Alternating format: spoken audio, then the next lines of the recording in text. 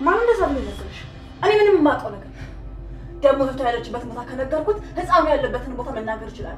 ቀልድ ነው እንዲያሹ ባምንሽ በጣም ደስ ይለኝ ነበር፣ ግን ደግሞ በጣም እርግጠኛ ነኝ። እሺ ቆይ እሱ እንዴት አድራሻውን ሊያውቀው ይችላል ታዲያ? እራስሽ ነሽ የነገርሽው። በምንም ተአምር በራሱ ጊዜ ቦታውን ሊያውቀው አይችልም። እኔ ምንም የማውቀው ነገር የለም አልኩሽ። ጸብ ከሆነ የፈለሽ በቀጥታ ተናገር። ኧረ ጭራሽ ጸብ ፈላጊዋን ይሆን? ነይ ያኔት፣ ነግሬሻለሁ ያኔት። እጭ ሉሊት ልቀቂ። ደብቄልሽ ነው እንጂ ዛሬውኑ ህፃኑ ያለበት ቦታ እናውቅ። ወንድ ነሽ ታደርጊዋለሽ። እሺ ነው። ሰላም ሰላም ሰላም ውዶቼ፣ ፍቅሮቼ፣ ሁሉ ነገሮቼ ሐረግ ድራማ ክፍል 168 ኧረ በለው አጓጊ ድራማ ሆኗል። አጓጊ ድራማ ሆኗል። እናንተ እንዳያመልጣችሁ እስከ መጨረሻው ድራማውን ለማየት ሞክሩ። እውነቴን ነው የምላችሁ። ይህ ድራማ ከመለጣችሁ ይቆጫችኋል። ሌባ ሆኗል። የናታን ልጅም እንግዲህ ካለበት በየቦታው ድምፁን እያሰሙ ለእናትየውም ለአባትየውም እያሳቀቋቸው ይገኛሉ። ሉሊትና ያኔት ምን ሆኑ? እንዲሁም ሀና የቃላብ እህት ምን ሆነች? ከናታን ጋር ተገናኘች። ተገናኝታ ምን አደረገች? እሺ ናታን ምን አደረገ? ይፉስ ምን አደረገች? እንዲሁም ገነት ለልጇ ምን እያደረገች ነው ያለችው የሚለውን ሁሉንም እየገረብኩላችሁ ስለምቆይ እስከ መጨረሻው አብራችሁ ይቆዩ። በጉጉት ማለት ነው። በጉጉት አሪፍ ድራማ ነው የዛሬው። እንዲሁም ደግሞ ምን ደረሰባት የሚለውን እሱንም እንግዲህ አብሬያችሁ ቆይቼ ሁሉንም ነገር ማሳውቃችሁ ይሆናል። ቻናሉን ሰብስክራይብ፣ ላይክ፣ ሼር አድርጋችሁ ከኔ ጋር እንድትቆዩ ግን እኔ በአክብሮት ጋብዣችኋለሁ። እህታችሁ ሜላት ነኝ አብሬያችሁ የምቆየው። ውዶቼ ላይክ አድርጉ፣ ሼር አድርጉ። አያስከፍልም። በቅንነት መልካም ልብ ይኑረን። ኧረ ምላሴ እናንተ መልካም ልብ ይኑረን። አይዋ እንደዚህ ነው። መልካም ልብ ይኑረን። መልካም ነገር ለራሳችን ጥሩ ነገር እንደምንመኘው ለሰውም ጥሩ ነገር እንመኝ። በቃ ከድራማው በፊት የራሴን ሀሳብ ላስተላልፍ ብዬ ነው። እውነቴን ነው የምላችሁ። ማለት ለራሳችን የምንፈልገውን ያክል ለሰው የምንፈልግ ለሰውም እንዲሆንለት እናስብ ነው እንመኝ። አይዋ ምን ነው እናንተ የራሴ አማርኛ ሊጠፋብኝ ያፈልጋል።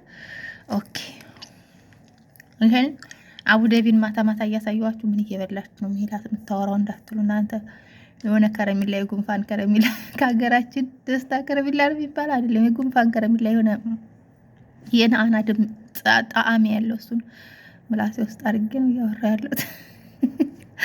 እናንተ በቃ አሁን ወደ ገድለው ስገባ ወደ ድራማው ስገባ ባለፈው ጊዜ በክፍል 137 ነው 137 ዳግም ከእናቱ ብር ሊሰርቅ ሲል ነበር ያለቀው። ከእናቱ ብር ሊሰርቅ ሲል ነበር ያለቀው መጨረሻ ላይ ማለት ነው። ብሩን እናቱን አቅፎ ብር ተቀበይልኝ ገንዘብ ካህት የተቀበልኝ ምናምን እያለ ግን የእሷንም ቦርሳ ሊሞጨልፋት ሲል ለካ ሌባ መሆን እንደዚህ ያለ እንዴ! የለመደ ልማድ ያሰርቃና መድ ይላል። ሌባ ከሆናችሁ ለካስ በሉ ይወሰውሳችኋል። ምንም ነገር ከፊታችሁ ከተቀመጠ ላጥ ነው የምታደርጉት። ላጥ ዳግም በዚህ ደረጃ ሌባ ይሁን? በጣም አስጠላይ። እውነቴን ነው የምላችሁ። ዳግም አስጠላይ። ዳግም ግን ተመለስ። የድሮ ማንነትህ፣ እናትክን አክባሪ፣ ሰው ወዳጅ ምናምን ሆን። አሁን ግን ጨካኝ፣ ለእናቱ የማይመለስ፣ እናቱን ለመማታት በቃ የሚፈልግ፣ እናቱን ራሱ ለማሰቃየት የሚጥር የሚሯሯጥ አይነት ልጅ ነው። በጣም የሚያስጠላ ጸባይ ያለው አይነት ልጅ ነው። በቃ በጣም ደባሪ ሆኗል። ዳግም አስተካከል ራስክን። እናትየዋ በጣም እየተጨነቀች ያለውን እንደዚህ እንኳን እያደረጋት ያለውን ለማድረግ ወደኋላ አትልም ገኒ ማለት ነው። ግን እሱ ባለየ ሆኗል። በጣም ማለት ነው ባለየ ሆኗል። የሰውንም የእናቱንም ማንንም አይመለስም። ባለፈው ገፍትሮ ጥሏት እንደዛ ጸጥ ብላ ወድቃ ጥሏት ነው የሄደው። አራራላትም። ታውቃላችሁ። እሷ ግን እንዴት እንደምትሰፈሰፍ የወለዳ እንጀት ማለት ነው። እንደዛ አርጓት እንኳን ይሄን አድርጎኛል ብላ ለማንም አላወራችም። እሷ ታውቃለች ማን እንዳደረጋት፣ ማን ይሄን በደል እንደፈጸመባት። አሁንም ደግሞ ይሄ ልጅ ግን ገንዘቡን ሊሰርቅ ስል ነው።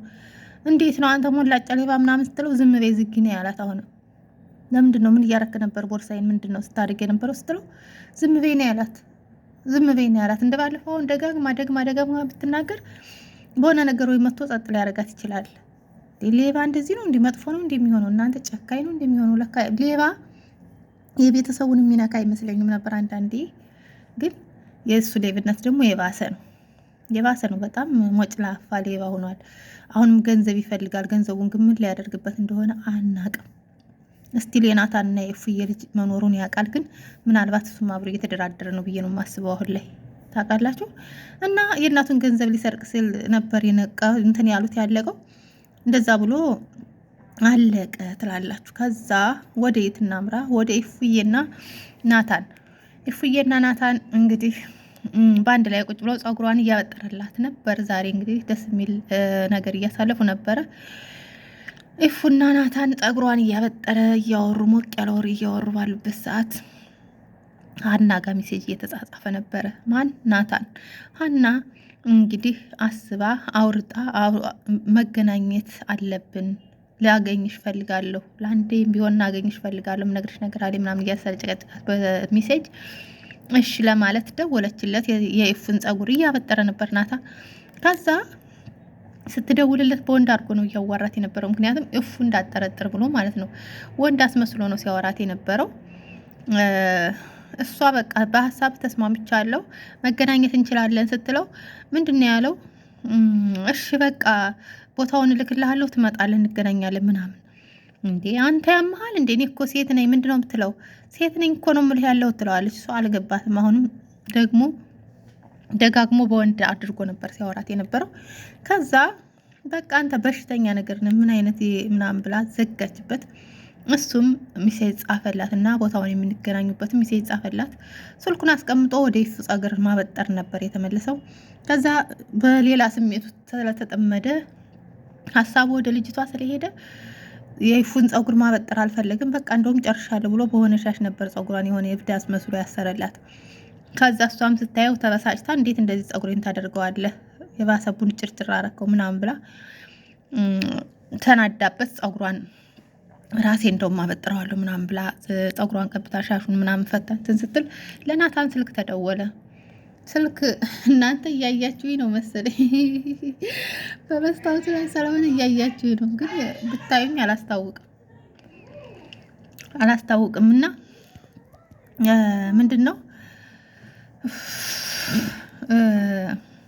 ስልክ ተደወለለት። የስልክ ጥሪ ሲጠራ አንስቶ ሄሎ ብሎ ሲል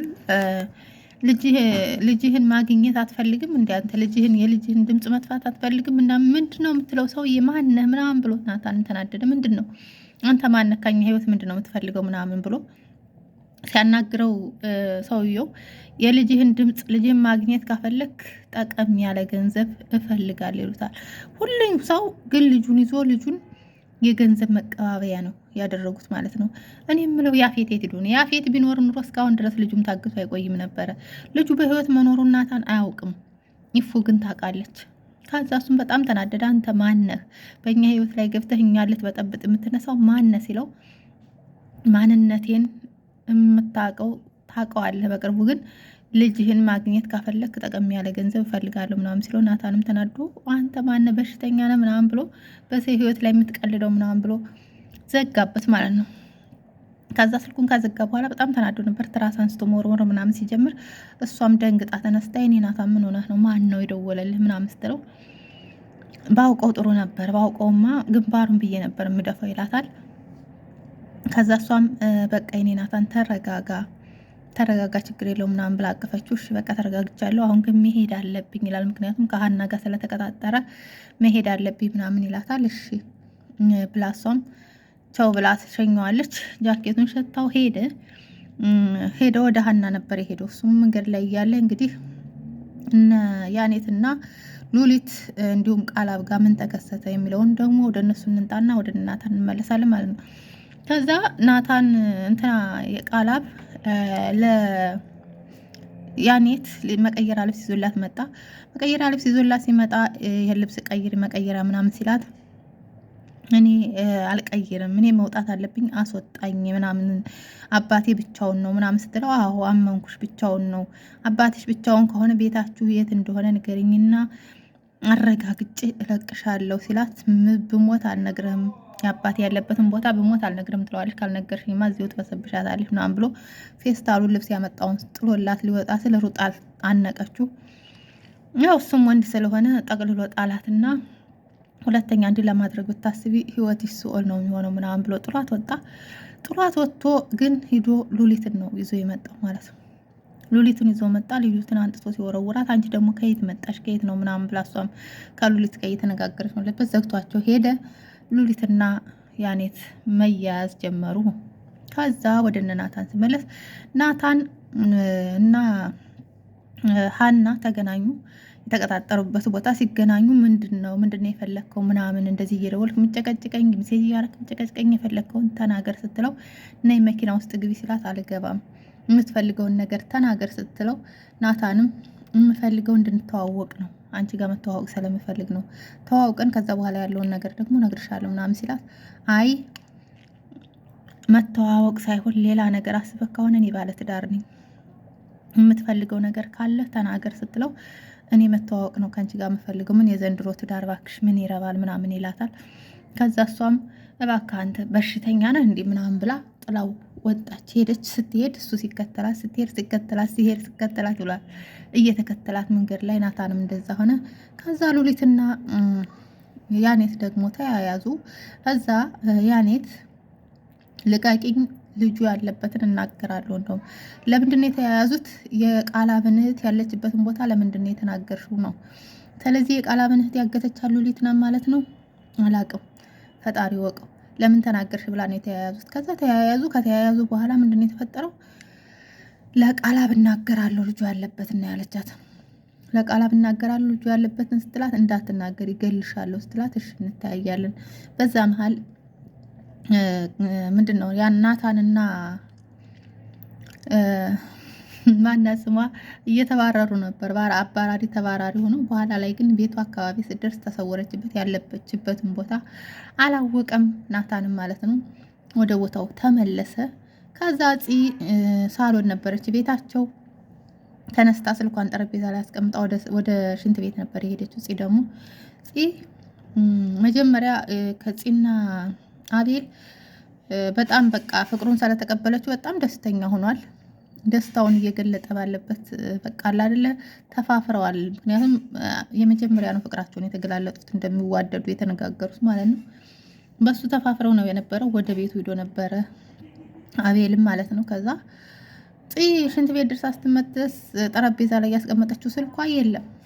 ከዛ መጫር መፈለግ ጀመረች። ምክንያቱም ያን ሞጭላፋ ሌባ መቶ ላጥ አድርጎ ነው ስልኩን ይዞ የሮጠው ወደ ላይ ማለት ነው፣ ወደ ሽንት ቤት ወደ መኝታ ቤት። ግን ያቺ ሽንት ቤት ላይ ነው ሁልጊዜ የሚሄደውና ወደዛ ነው ስልኩን ይዞት የሄደው። ቶሎ ብሎ ሲሙን አውጥቶ ምናምን ዘጋግቶ ነው እዛ ሲፈትሽ የነበረው ስልኩ ማለት ነው።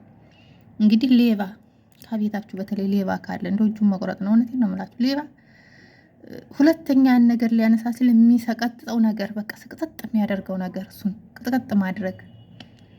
እውነት ይሄ አስተማሪ ድራማ ብዬ አስበው። ምክንያቱም ሌብነት ጥሩ አይደለም። ሰርቆ ሄደ። ፂም ቤቱን ሁሉ መበታተን ጀመረች። ምክንያቱም ገኒ ሄዳ ነበረ እንትናጋ ይፉጋ ሄዳ ገንዘብ ለሱ ለመጠየቅ። ምክንያቱም ያንን ብር እየሰረቃት እያየች ሊሰርቃት፣ አሁንም ደግሞ ይፉጋ ሄዳ ለሱ ነው ገንዘብ እየጠየቀች ያለችው። እንግዲህ እናት ምን ያክል ለልጇ እንደሆነች ለንግድ ፈልገው ምናምን ሰላላት የሚያስፈልገውን ብር ግን ሰውየው ልጁ አሽሽ ምናምን ሳይጀምር አይቀርም እርግጠኛ ነኝ። የተለያየ ሱሳሱስ ነገር ሳይጀምር አይቀርም። ለምን መሰላችሁ? ገንዘቡን እየወሰደ የት ነው የሚያደርገው? እሱ ነው። እና ገኒም እንግዲህ እሱን ለመጠየቅ ገንዘብ ለመጠየቅ ወደ ኢፉ ቤት ነበር ያቀናችሁ። ኢፉም ፍቃደኛ አልሆነችላትም ነበር። ከዛ ስትመለስ ቤቱን እየገለባበጠች ነው። ምን ሆነሽ ነው ምናምን ስትላት ስልክ የጠፋ እንዴ፣ ስልክ ሼት ሄዶ ነው የሚጠፋው ምናምን ስትላት እንዴ እዚህ ቤት ቆይ ምንድን ነው ማን ነው ያለው እንዴት ሊጠፋ ይችላል በማለት ቤቱን ማበራየት ጀመረች። በኋላ ላይ ግን ማን አለ ማን መጥቶ ነበር እያለች ሁሉንም እየበታተነ ስታስታውስ ዳግም ሌባ እንደሆነ ትዝሏታልና ዳግም የት ነው ያለው ስትላት እንዴ እኔ ሊሰረቀ ልትይ እንዳይሆን ምናምን ብላ ነው ገኒ ራሱ ያፌዘችባት ማለት ነው። እንዴ መጠየቅ አለብኝ ግዴታ ነው። ምክንያቱም እውነቱን ነው እዚህ ቤት የነበረው እሱ ብቻ ከሆነ ግዴታ መጠየቅ አለበት ብላ ስትላት፣ ገኒም የኔ ልጅ ሌባ አይደለም ብትጠይቁት ሌባ አይደለም ካልጀ ላይ ራሳችሁን አንሱ ምናምን ራሳችሁን ፈትሹ እያለች መንደቅደቅ ጀመረች። ከዛ ቃላብ ደግሞ ያነትና ሉሊት ደግሞ ተያያዙ፣ ተጣሉ። ከዛ ስልደበድባ ስትል እንደውም ልጁ ያለበት እናገራለሁ ብላ ስጮ ቃላብ እያለች ስጮ ቃላብን በሩን ከፍቶ መጣ። ምንድን ነው ሲላት ምንም እያለች ሉሊት መሸፋፈን ጀምራ ነበረ። ግን ያኔት ለመናገር ፈልጋለች ማለት ነው ለቃላብ። እነግርሃለሁ ልጁን የታገተበትን ቦታ ልነግርህ ነው እያለችው። ከዛ በዚህ የተነሳ አቶ ዳግምም ስልኩን ጠቀላሎ በጥቁር ፌስታል ሽንት ቤት አደረገው። ያኔትም ሳትናገር ለቃላብ እንዲሁም ደግሞ ስልኩን ደግሞ እነሱም ሳያገኙት ሽንት ቤት በጥቁር ፌስታል ጠቅልሎ ሽንት ቤት ላይ መሳቢያ ያለ እዛ መሳቢያ ላይ አድርጎት እያለ አቤል መጣበት። አቤል መጥቶ በሩን ከፍቶ ነው ተገትሮ የነበረው። ከዛ በሩን ከፍቶ በተገተረበት ምንድን ነው በቃ አፍጥጦ ደንግጦ ነው እሱም ደንግጦ ነው ያየው እሱም በሩን ሲከፍትበት እና ከዛ በኋላ በዚህ ደረጃ ነው ያለቀው። ግን ቀጣይ በክፍል 169 በጣም አጓጊ ድራማ ነው የሚሆነው ብዬ አስባለሁ። ምክንያቱም ስልኩን ግዴታ እንደሰረቀ ይናገራል አይናገርም የሚለው የነቃላብ ልጅ ናታን ልጅ ይመለሳል አይመለስም የሚለውን በክፍል 169 ጠብቁ። ስለዛሬው ይበቃናል፣ በዚህ ያጠናቀናል ማለት ነው። ስለተከታተላችሁን እናመሰግናለን። መልካም ምሽት።